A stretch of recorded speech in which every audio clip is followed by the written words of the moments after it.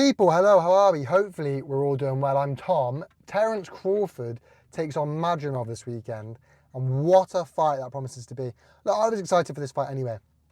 I was excited for this fight as soon as I heard about this fight, and going into it, as the build-up's kind of gone on, I've just got more and more excited. And now we're here, it's Wednesday, the fight is this Saturday, it's great. Riyadh season on tour, Riyadh season on the go. Look, Turkey Al Sheikh has made waves, made serious moves and plays within the boxing scene, and he's listened to us. He's a fan himself, and he's listened to the people, he's listened to what we got to say, he's listened to the feedback, and he's taken it into account. And look, he heard us saying, we love what you're doing, we love it, keep doing what you're doing. But what would be great is for us to be able to go to these fights. It's great you're making these fights, and it's great that they're happening in Saudi Arabia, the new capital of boxing seemingly. But the atmosphere you get in the likes of Las Vegas, LA, London, New York, it'd be great to have these fights somewhere like that where we can experience more of a classic environment, shall we say. And so he's doing that, right? He's doing advertisements for Riyadh season, and he's doing it in LA, and he's doing another one in London. I'll be going to the London one. Sadly, can't make it to the LA one, but I'll be going to the London one, and I'll be watching AJ versus Daniel Dubois. But looking at this fight, I mean, just to put in perspective how massive Turkey Al Sheikh has made this fight, we have fights in the open workout. Do you know how crazy that is? Just during fight week, not even fight night, there is fights. And it's not just, there's just fights. There's an Olympian level boxer fighting during the open workouts. That's crazy. That's unheard of. Like, you don't just casually get an Olympian, just casually boxing in the open workout.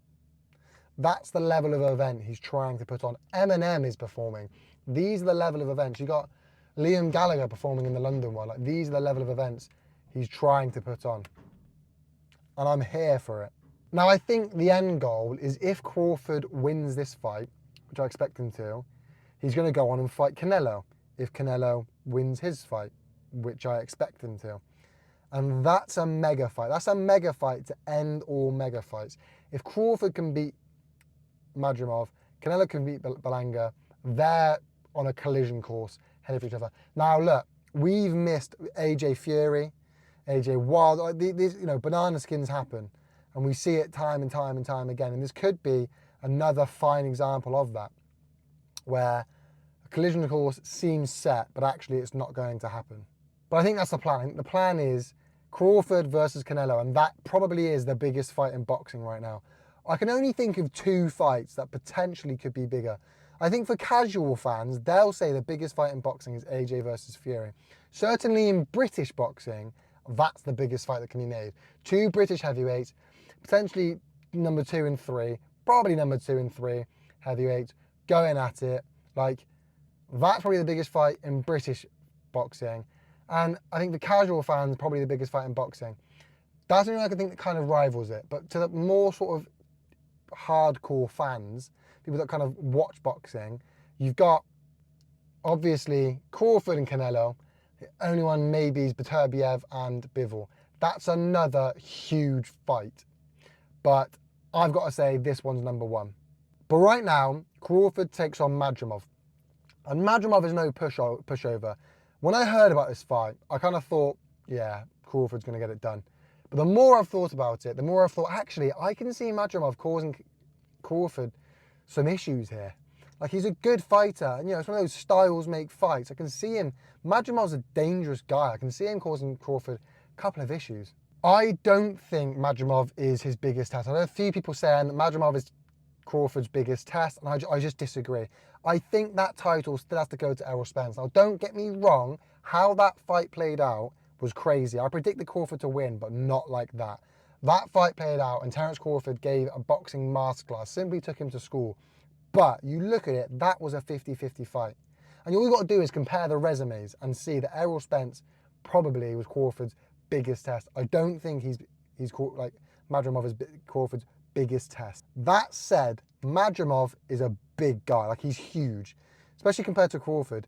He's a big guy. I don't even think I've ever seen him hurt before. So the question is, can Crawford hurt a bigger guy? Can he hurt Madrimov? I don't think I've ever seen him hurt before. Now, height-wise, he's only a little bit taller. And reach-wise, Crawford's actually got the bigger reach, the longer arms. But Madrimov is a big guy, and he's a lot bigger than Crawford. Will that pose issues? Now, this is a bit of a hot take, but I actually think Crawford will be able to walk Madrimov down at times. I think, again, one of those sort of styles make fights kind of things, where I think Crawford's speed and just his boxing IQ is going to play really nicely into the hands of Crawford, because Madrimov hasn't got great movement. I think the lack of movement will play into the hand. Someone walking you down with not very good movement will play into the hands of somebody with a really high boxing IQ and speed, and then they'll push him back and they'll be able to walk him down at times. Like, I don't think Crawford's team was silly in picking Madrimov. I think he did it because stylistically, this matches up really well in favour of Crawford, in my opinion. I also like that Crawford doesn't switch quite so much anymore. He's known as the greatest switcher in boxing, and look, he's a phenomenal switcher. But if you look at his recent fights, he actually doesn't switch quite so much anymore, and I like that. I think it's giving him a chance to focus more on his counter punching, which going into this fight, again, the speed he's got, the speed advantage he's got on someone that's going to try and walk you down with a smaller reach, that counter punching is going to be really, really, really good. And I like that in this fight as well. Ultimately, I think this is going to be another example of Crawford stepping up and everyone standing there and going, this is Crawford's toughest test. This is no joke. Which is not, and fair enough, it's no joke, but I think it's another example of him stepping up and showing that there is levels to this game. And he's at the top of them. And I think it'll be too much. I think he'll get the job done. I don't think he'll stop him, but I think he's going to get there on points. I think this will be a Crawford win on points. You let me know your thoughts in the comment section down below, people. Maybe I'm well off. Let me know what you think. Thank you so much for watching, people. Make sure you like, comment, subscribe. You know how YouTube works, people. Peace.